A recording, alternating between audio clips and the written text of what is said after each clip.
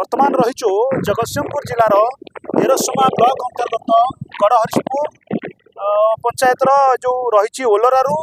मयूरनांजी पर्यंत जो रास्ता पाखापाखि 3 किलोमीटर सालाइन डिपार्टमेंट रास्ता कही रखी कि रास्तार अवस्था एभली अच्छी जदि कहबा ए रास्ता गाँ को आंबुलांस तो जीवन दूरर कथा साधारण लोकटी बाइक नहीं जीवा मध्य कष्टकर होउची शिक्षा स्वास्थ्य ठू आरंभ कर सबु क्षेत्र में जो विकासमूलक कार्य रही बाधा सृष्टि हो गोड़ा पंचायत और गड़हरिपुर पंचायत पाखापाखि दुईटी पंचायतर जदि कहबा 10,000 ऊर्ध लोक मैंने रास्ता अनेक असुविधार सम्मुखीन होती जो सालाइन डिपार्टमेंट जो जई रही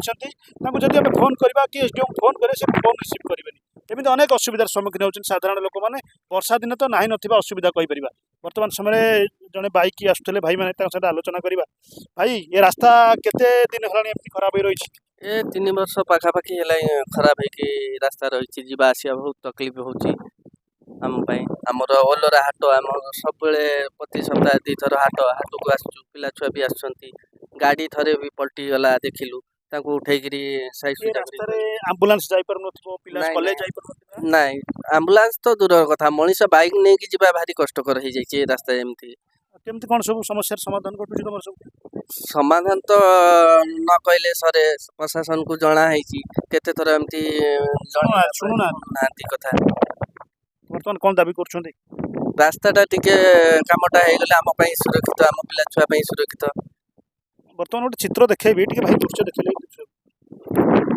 जो भाव रास्तार अवस्था रही बर्तमान आशा रखा सरकार ये रास्तार काम शीघ्र करूँ अनेक समस्त लोक मैंने रास्तार जावास जो मैंने करूँ से अनेक असुविधार सम्मुखीन होती आशा रखा सरकार तुरंत ये रास्ता पर दृष्टि देवे।